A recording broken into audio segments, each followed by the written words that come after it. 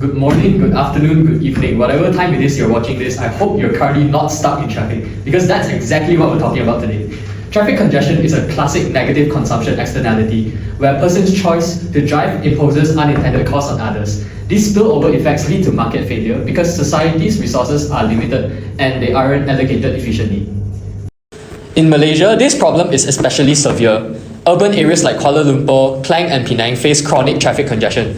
According to the New Straits Times in 2025, motorists in Klang Valley spend over 580 hours a year stuck in traffic. And that's basically like a part-time job that no one signed up for.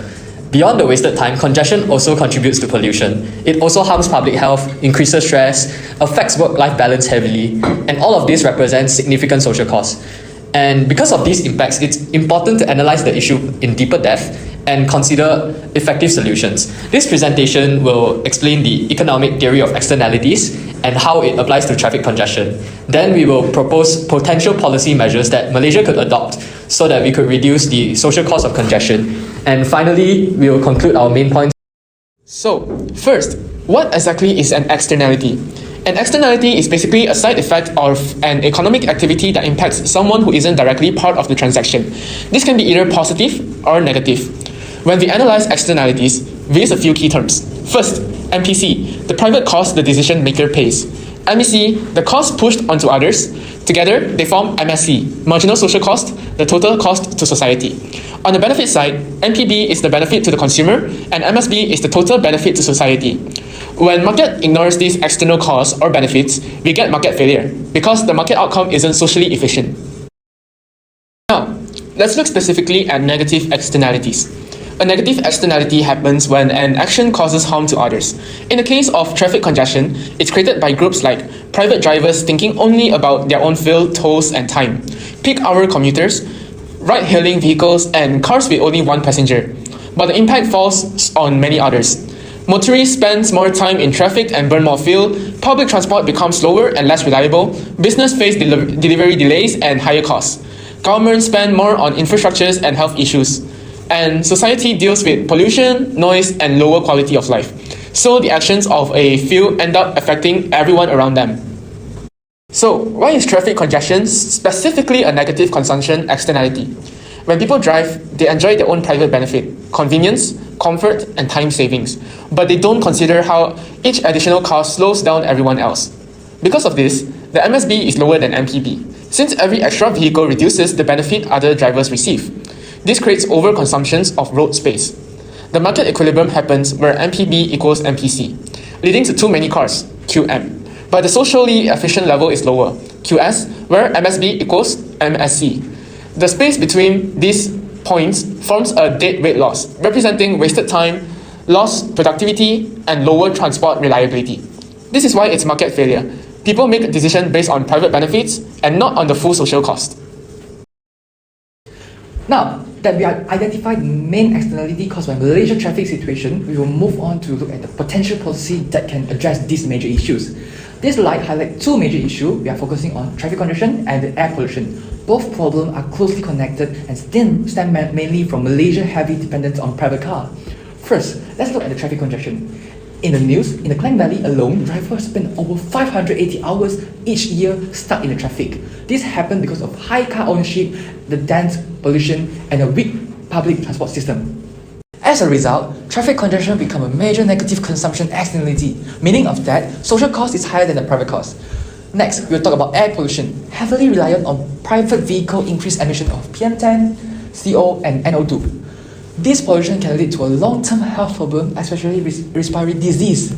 This shows that congestion not only wastes time, but also harm public health through increased pollution. Since both congestion and pollution impose high social costs, effective policies are needed to reduce car dependency and improve Malaysia's transport system. In the next slide, we will introduce policy options that can help to tackle these problems. Now, looking at Malaysia's own policy responses to congestion and pollution, Malaysia has made large investments in expanding and improving public transportation. This includes the development of LRT and MRT networks, BRT systems, and park and ride facilities. These projects aim to provide alternatives to private car use and reduce pressure on the roads.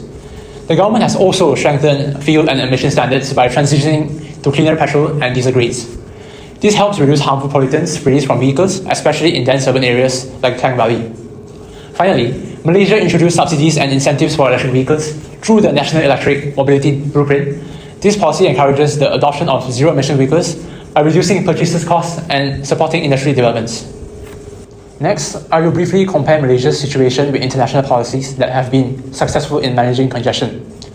Starting with Singapore, they introduced the electronic road pricing system, which adjusts toll based on real-time traffic conditions. This policy has been very effective, reducing traffic by about 20 to 30%.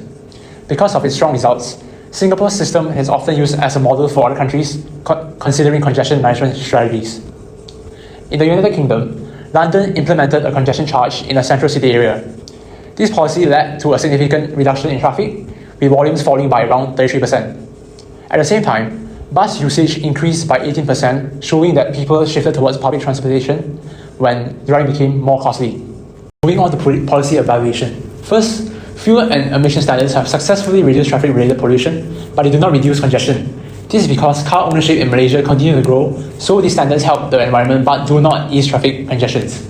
Next, public transport investments are the most effective long-term solution since they tackle both congestion and pollution. However, their impact is limited by poor integration, unreliable schedules, and safety concerns, as cited by Brohi et al. In 2018. Congestion charging is another proven policy internationally, but it faces political resistance in Malaysia. Many believe that public transport must improve first, and the charge is often viewed as a financial burden, especially in a car-dependent country. Lastly, EV subsidies support environmental goals but do not reduce congestion. Adoption remains slow due to limited charging infrastructure, and even if outlay increases, EVs still add to the total number of vehicles on the road. Overall, each policy has strengths and limitations, and their success depends greatly on Malaysia's transport context and public acceptance. In conclusion, traffic jam is a clearly negative consumption externality. Drivers only consider private costs such as fuel price, while ingoing external costs like pollution, delay, and health risks. This causes the marginal social cost to exceed the marginal private cost, leading to overuse of routes. Server jams in urban areas like Kuala Lumpur is one example.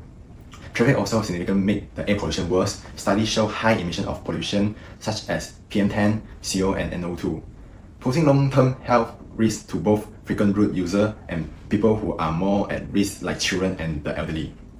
Malaysia has implemented strictly clean fuel standards, vehicle regulation, and border transformation programs. It can learn from other countries such as adopting a jams charge like the UK or an electronic road pricing system like Singapore. Thank you.